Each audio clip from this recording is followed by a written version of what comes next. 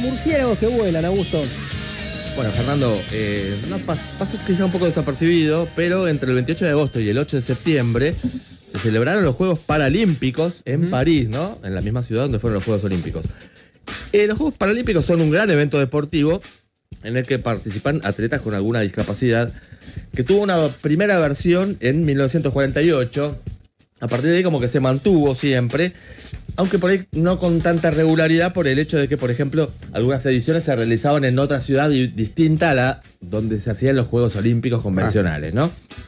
Pero desde 2001 el Comité Olímpico Internacional ya estableció que se celebran juntos. La ciudad que queda, digamos, nominada y que gana para hacer los Juegos Olímpicos también hace Tiene que organizar los dos. Claro, entonces eso como que le dio como más formalidad y como que le dio más jerarquía, ¿no? Empezó a ser un evento un poco más tomado en cuenta, más jerarquizado, ¿no? Por lo menos en el universo del deporte. Pero pareciera que los medios en Argentina como que casi ni registran, ¿no? Porque estos Juegos Paralímpicos pasaron poco y nada por las pantallas, a pesar de un muy buen desempeño de nuestros atletas paralímpicos, porque Argentina cosechó 13 medallas, 2 fueron de oro. Fueron Iñaki Vasilov en los 200 metros de natación y Brian Pelliceri en salto largo. Y me emocioné. Se emocionó. La agüita que me... Nos fue mucho mejor que los otros Juegos Olímpicos en el medallero. Exactamente, sí, muchísimo mejor. Y también tengamos en cuenta, ahora vamos a hablar un poco de eso, de que por ahí el incentivo no es el mismo, aunque tampoco los atletas olímpicos es que tuvieron mucho apoyo y mucho incentivo, ¿no? Salvo el fútbol o lo más de elite, digamos. También hubo 3 medallas de plata y 8 de bronce, ¿no? 3 en total. Incluso participaron deportistas muy consagrados como Gustavo Fernández, que es uno de los cracks del tenis adaptado, ¿no? Tenis en silla de ruedas. Entre estos deportistas paralímpicos destacables, tenemos que dar cuenta de la selección argentina de fútbol para ciegos, que es, bueno, más conocida como los Murciélagos. Son realmente un verdadero fenómeno, ¿no? Por empezar, son el campeón actual, el equipo campeón del mundo actualmente. Se quedaron con el Mundial del año pasado, que se celebró en Inglaterra. También son los vigentes campeones de la Copa América. Y es una selección que ya había ganado otro Mundial en el 2006 y Copas América tiene 4. O sea que... bueno, grandes campeones. Grandes campeones, tiene bastante peso. Entonces la pregunta es, ¿por qué no merecen una cobertura en los medios y un apoyo como a la altura de esta trayectoria, ¿no?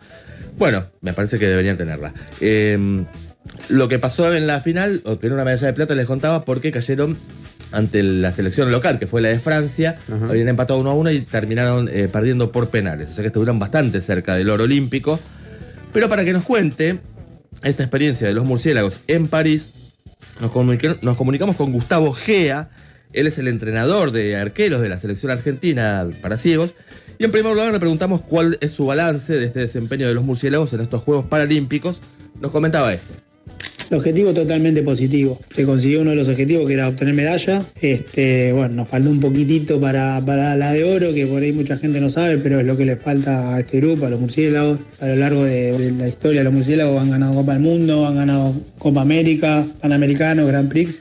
Y bueno, el objetivo estaba en poder obtener la de oro. Pero bueno, así también es el fútbol, es el deporte. Nos tocó disfrutar contra Brasil por penales. En la final no se pudo dar. Pero el balance sin dudas es totalmente positivo. En cada partido considero que fuimos mejores que el rival. Nos costó pasar a la siguiente ronda por una cuestión de que el arco no se nos abría. Pero bueno, definitivamente se abrió. Y bueno, repito, el balance es muy positivo, muy positivo. Bueno, escuchamos a Gustavo Gea, entrenador de arqueros en la selección argentina de fútbol para ciegos. Los que están viendo en YouTube están viendo algunas imágenes también. Que bueno, digamos, aunque a pesar de... Estoy recolgado con los penales. Están justo pasando. Nos contaba, es una selección muy fuerte en esta disciplina, como contábamos antes, y a pesar de eso, tuvieron como que lidiar con muchos obstáculos. Le preguntamos justamente a Gustavo cómo los pudieron superar para llegar bien a esta competencia y nos contaba esto. Pensando en lo que implica la preparación para un Paralímpico, en el objetivo de obtener una medalla, los primeros meses estructuralmente no fueron los mejores, pensando en esto que implica la preparación a una competencia tan importante. Pero bueno, los jugadores a través de un comunicado manifestaron ese descontento, hasta plantearon no viajar y fueron escuchados, por suerte, y eso en los últimos 2 meses cambió.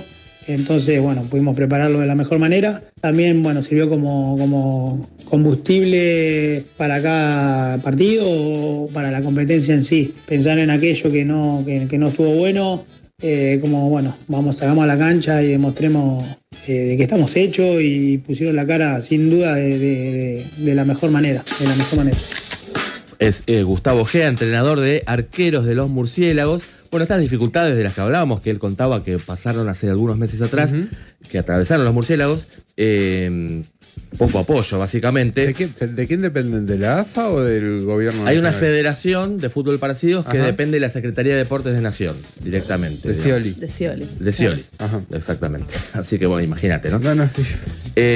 Por ejemplo, él hablaba de un torneo que se llama Grand Prix, que es un torneo muy importante en esta categoría, que se juega como previo a los Juegos Paralímpicos en la misma sede, en el mismo lugar. Viajaron a Francia, pero ellos tuvieron que pagarse sus propias meriendas, sus comidas de su bolsillo, no les destinaron viáticos, no les pusieron un traductor, por ejemplo, y eso les generaba un montón de inconvenientes, porque, por ejemplo, se pasaban en las rutas y llegaban tarde. Bueno, un desastre.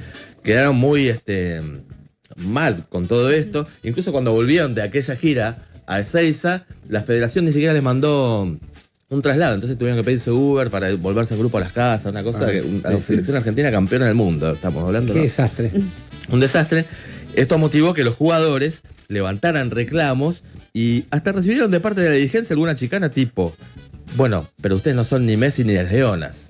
Ah, bueno. Imagínense, bueno, la bronca fue tal la polvareda que levantó esto que después, bueno, finalmente acomodaron un poco las cedieron cosas.